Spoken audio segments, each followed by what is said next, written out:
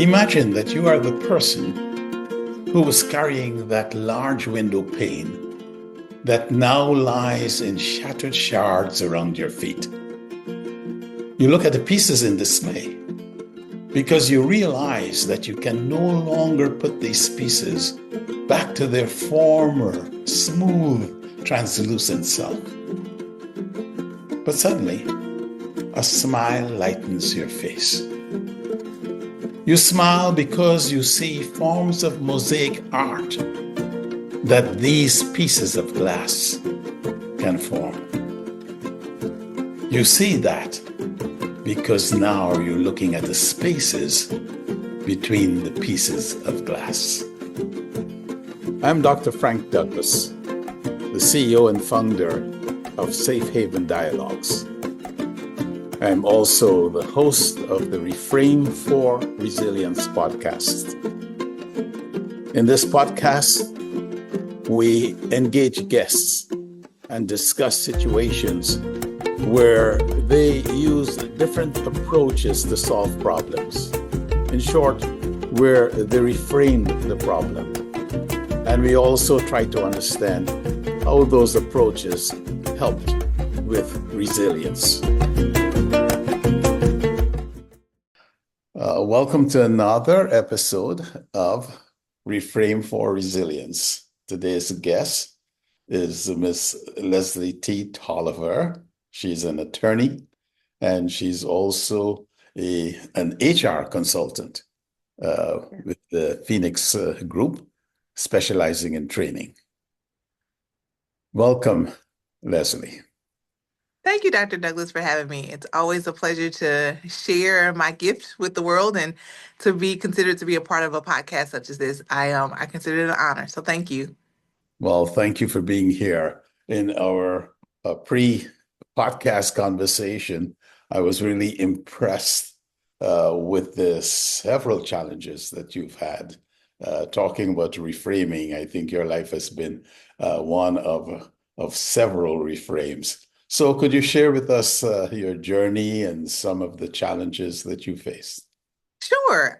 First, I like to say while we consider them to be challenges, I consider them to be opportunities to grow. I am from the Midwest, born and raised, attended college in the Midwest, and started off my career practicing law, quite frankly. And I did that for consistently for about 15 years. And then I was a stay-at-home mom for a little bit, and then I came back out to the workforce in HR.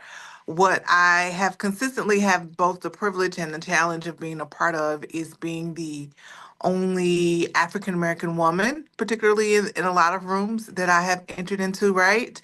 And having to advocate for those who necessarily aren't in the room, whether that has been in the courtroom space or where I have served as a political consultant or even in my HR realm. So it's really funny. I don't think that I have even mentioned to you, Dr. Douglas, when we talk about our pre-recording meeting, but it is really a form of activism, right? But it's not traditional in the sense of boots on the ground, marching and things of that nature, but it's being in the room to advocate for those who necessarily don't have the opportunity to be in the room. And so for that, I'm grateful.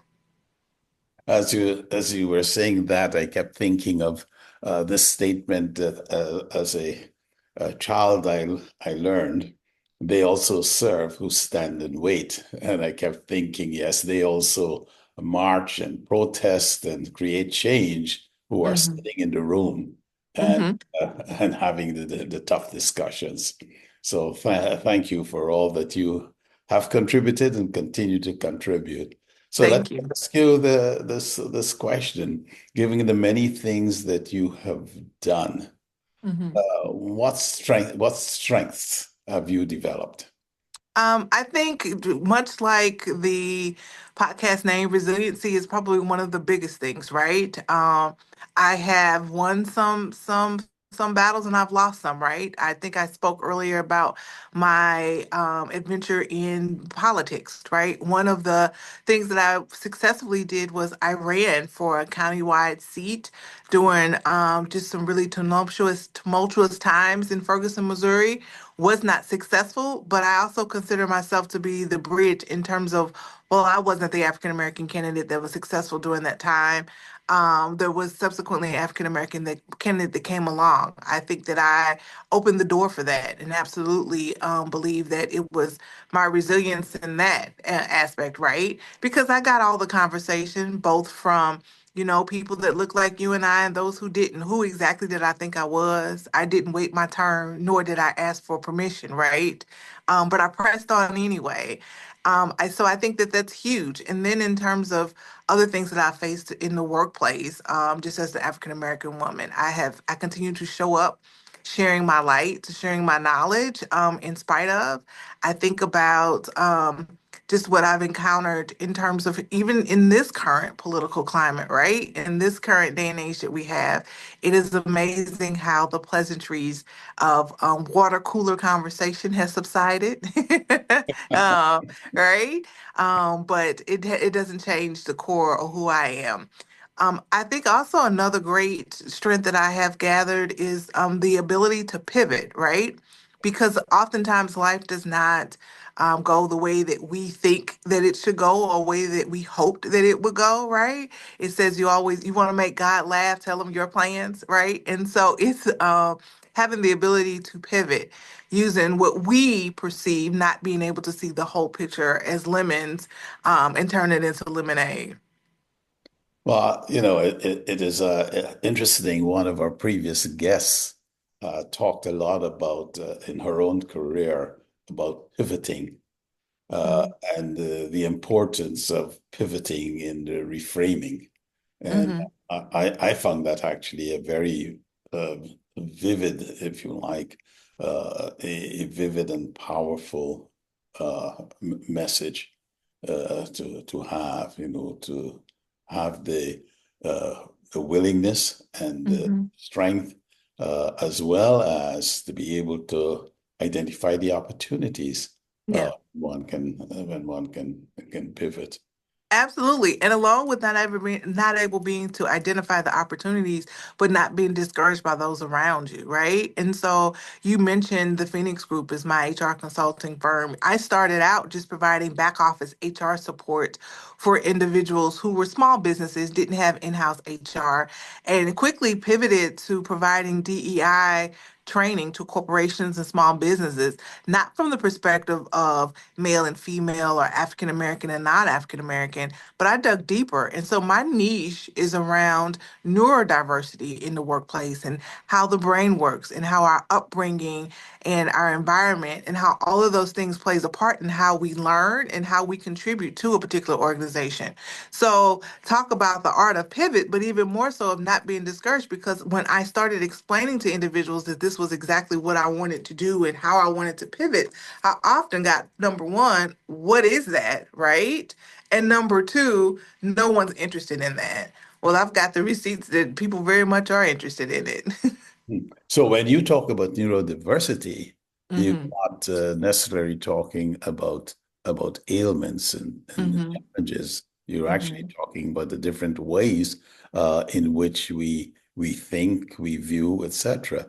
Yep, absolutely. Now, there can be some professional diagnosis along with that.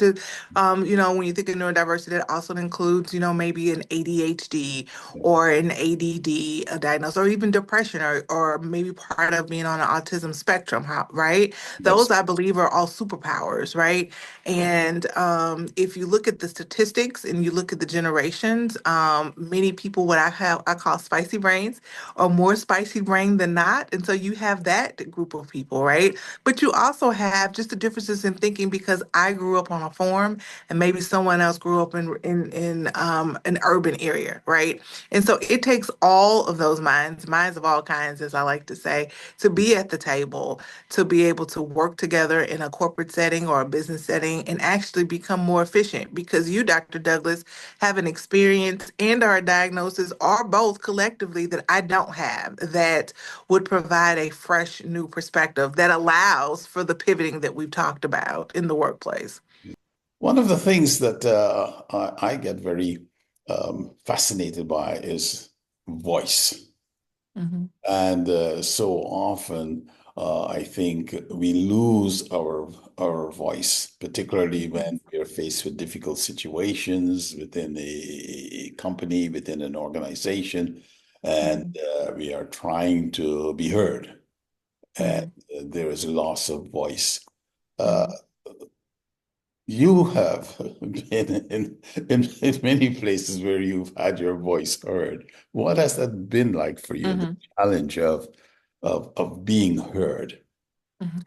So I don't think that I ever really gave this any thought throughout my career, right? And throughout things that I have experienced. Until recently, I'm a lifetime learner, learn to love. And recently, I was a part of a coaching group for those who speak publicly, whatever your platform is, whatever your topic is. And if you speak publicly or if you do a podcast, oftentimes people will say, I don't like the way that my voice sounds, right? Or I don't like the way that, it comes off, right? And in that moment, the teacher reminded us that we've all been assigned a voice, right? And that there are people that have been assigned on the other side of that sound to listen, to hear, and to receive, Mhm. right? And when I say that sound, I mean much different. I mean, I'm sorry, I mean much deeper than just the sound, but whatever the message is, right? Whatever the fight is, whatever it is. And so I would challenge people to think, have you really lost your voice? Have you really lost your message? Have you really lost what you were put here to do, think, and say? Or have you not found the ones who have been assigned to your voice? I like that. Have you not found the ones who've been assigned to your voice? Hmm. Who are the people who will hear some Hmm. of the voices that are presently being snuffed out? Hmm. Hmm. So that's an excellent question. And I think it encompasses a few things that we've talked about, right? About not reacting out of emotion. I think that the noise is doing what the noise was designed to do, right? To knock us off our square, to keep us operating in chaos, right? And so it would appear that no one is listening, if you are one that has a voice, right? And so it's not operating. And so the trick is to not operate out of emotion, to be steadfast, to be steady in your step, to be certain of what it is that you have been called to say, what you have been called to speak about, right? And I think it is an attraction. Those that have been assigned to you will come and will hear, and it will be effective. Ms. Tolliver, thank you very much. I You're like the welcome. last line. Those who have been assigned to you will come, will hear.